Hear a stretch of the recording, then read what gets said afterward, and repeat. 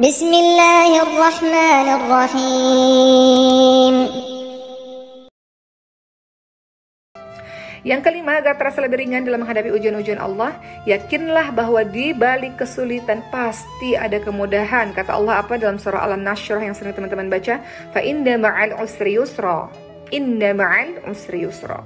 Sesungguhnya sesudah kesulitan ada kemudahan. Diulang lagi ayat tersebut.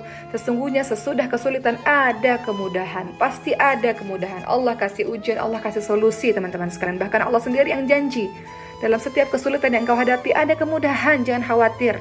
Selama engkau bersama dengan Allah, Allah hanya ingin lihat seberapa jauh keimananmu, kedekatanmu kepada Allah. Allah akan kasih solusi dari permasalahanmu.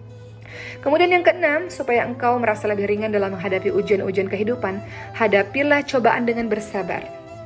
Bersabar. Ali bin Abi Thalib radhiyallahu anhu mengatakan, sabar dan iman adalah bagaikan kepala pada jasad manusia.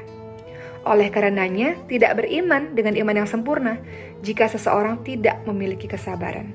Apa itu sabar, sahabat sekalian?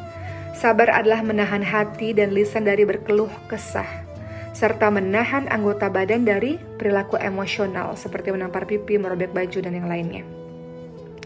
Kemudian yang ketujuh, cara agar kita ringan dalam menghadapi ujian, bersabarlah di awal musibah. Kata Rasulullah ketika melihat ada seorang perempuan menangis di kuburan meratap, kata Rasul untuk bersabar kepada perempuan tersebut. Dan Rasul pun menasihati perempuan tersebut bahwa yang namanya sabar seharusnya dimulai ketika awal ditimpa musibah. Itulah yang disebut sebagai sabar yang sebenarnya. Sabar yang sebenarnya bukanlah ketika telah mengeluh lebih dulu di awal musibah. Justru dari awal ada musibah, maka bersabar. Kedelapan, cara agar ringan dalam menghadapi ujian, yakin bahwa pahala sabar begitu besar. Teman-teman ingat surah Az-Zumar ayat 10, Allah Subhanahu wa taala berfirman, A'udzu billahi minasyaitonir rajim. Innama yuwaffas sabiruna ajrahum bighairi hisab. Apa artinya? Sesungguhnya hanya orang-orang yang bersabarlah yang dicukupkan pahala mereka tanpa batas. Atau dalam hadis riwayat Muslim, Rasulullah SAW bersabda, tidaklah seorang mukmin tertimpa suatu musibah berupa rasa sakit, rasa capek, sakit, sedih, dan kekhawatiran yang menerpa, melainkan dosa-dosa mereka akan diampuni oleh Allah Subhanahu wa taala. Dan kemudian yang kesembilan, supaya kita merasa lebih ringan dalam menghadapi ujian, ucap inna lillahi wa inna ilaihi raji'un.